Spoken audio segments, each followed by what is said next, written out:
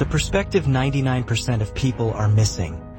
ASEAN's silent victory in the global chaos game while the world fixates on the spectacular failures of major powers. Israel's Pyrrhic victory over Iran. China's aggressive posturing toward Taiwan. And America's tariff tantrums. There's one critical factor 99% of people are completely missing. Southeast Asia isn't just watching the global chess game from the sidelines. It's quietly become the ultimate winner by positioning itself as the indispensable neutral zone that every warring power desperately needs. What no one dares to acknowledge: the Switzerland strategy. In action, the July 2025 ASEAN foreign ministers meeting in Malaysia wasn't the routine diplomatic gathering that mainstream media portrayed. It was a masterclass in strategic positioning that would make Machiavelli weep with admiration. While global attention remained laser-focused on the Iran-Israel ceasefire aftermath and China's military exercises around Taiwan too, ASEAN quietly executed what historians will likely call the most brilliant geopolitical maneuver of the 21st century. The timing was no coincidence, as Vietnamese Deputy Prime Minister Bui Thanh Son declared ASEAN a beacon of peace amid growing global uncertainties. 1. The bloc wasn't just offering platitudes. It was sending a calculated message to every major power. We are the stable center you all need to survive. The underground economy lens. Follow the money, not the missiles. Here's what the financial media won't tell you. While defense stocks surged after Israel's strikes on Iran 3 and energy markets convulsed with every missile launch for, ASEAN economies were quietly absorbing the capital flight from conflict zones. The bloc's strategic silence during the Iran-Israel war wasn't neutrality. It was a calculated bid to position Southeast Asia as the world's safe harbor. Consider the numbers that financial analysts deliberately ignore. As oil prices spiked to $81.40 per barrel during the Iran-Israel conflict before crashing to $67 post-ceasefire 5, ASEAN's energy importing economies weren't just weathering the storm, they were benefiting from the chaos. Singapore's establishment of a national task force for energy security wasn't defensive. It was predatory positioning to capture energy infrastructure investments fleeing the Middle East. When we flip the lens, the real winners of global instability, the BRICS miscalculation. While BRICS nations condemned the Israel-Iran strikes in their July 2025 Rio Summit 6, they made a critical strategic error that ASEAN avoided. By taking sides, BRICS, despite their economic heft, limited their ability to serve as neutral intermediaries. ASEAN's conspicuous absence from inflammatory statements wasn't weakness. It was strategic brilliance. The BRICS declaration stating, "We condemn the military strikes against the Islamic Republic of Iran since 13 June 2025. 7 may have scored diplomatic points with Tehran, but it simultaneously alienated potential Western partners." ASEAN, by contrast, maintained its principled stance on peaceful resolution of disputes, without naming any party aid, a position that keeps all doors open. The China-Taiwan pressure cooker. Here's the connection 99% of analysts miss. China's escalating pressure on Taiwan in July 2025 isn't just about reunification. It's accidentally creating ASEAN's golden opportunity. As Taiwan designated July as National Unity Month 2 and expanded its Hong Kong military exercises 9, China's response has been to ramp up military posturing that's driving both Taiwanese and Western businesses to seek alternative regional bases. ASEAN isn't just watching this drama unfold. It's quietly positioning itself as Taiwan's economic insurance policy. The bloc's emphasis on maintaining strategic balance in the region. 1 is coded language for, "We'll be here when you need us," regardless of what Beijing decides. Historical pattern recognition. The wartime neutral playbook, the Swiss model. Asian edition. Switzerland's prosperity during both world wars didn't come from neutrality alone. It came from being indispensably useful to all sides. ASEAN is executing the same playbook with stunning precision. While the United States demands that allies clarify their roles in a potential Taiwan War 10, ASEAN has masterfully avoided such binary choices by positioning itself as the mediator rather than the participant. The historical parallel is striking. Just as Switzerland became the financial hub for warring European powers, ASEAN is becoming the economic safe haven for a multipolar world in conflict. The bloc's July meetings weren't just about regional cooperation. They were about establishing the institutional framework for this new role. The 50-year cycle recognition looking at historical patterns. Major global rebalancing occurs roughly every 50 years. 1925, interwar instability. 1975, post-Vietnam rebalancing. And now 2025.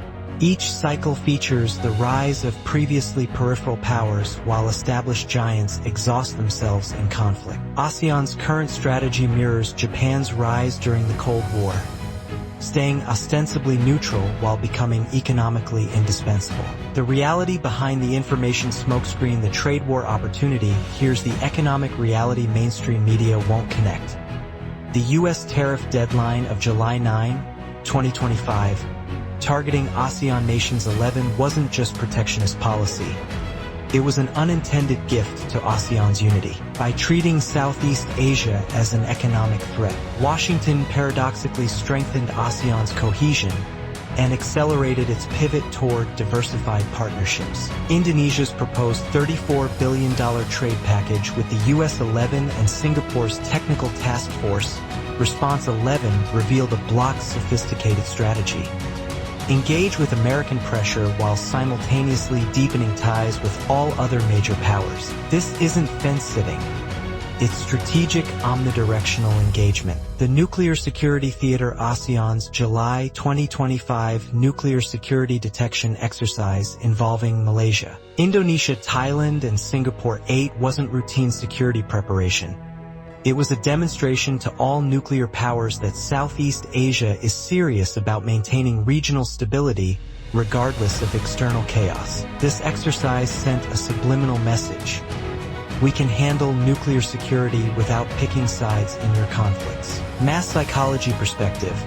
The attention arbitrage media spotlight manipulation. While global media obsesses over China's 339 aircraft violations of Taiwan's air defense zone in May 202512 and Iran's $2.3 billion missile barges 13, ASEAN has mastered the art of strategic invisibility. By staying out of sensational headlines, the bloc avoids the scrutiny that comes with high-profile positioning while quietly building institutional power. This media dynamic is crucial. Every minute the world spends analyzing missile trajectories and military exercises is a minute not spent examining ASEAN's systematic capture of global economic flows. The bloc has essentially achieved geopolitical stealth mode while everyone else plays theatrical power games. The conflict economy arbitrage. Here's the $2.4 trillion question nobody's asking. While Iran's war damage spans 21 provinces requiring tens of billions in rebuilding costs 13, and Taiwan increases defense spending amid Chinese pressure 12, who's supplying the non-military goods and services these conflict zones need. The answer increasingly points to ASEAN suppliers positioning themselves as the reliable alternative to politically compromised supply chains. Connecting the dots. The complete picture. Only outsiders can see the three-dimensional chess game economic dimension.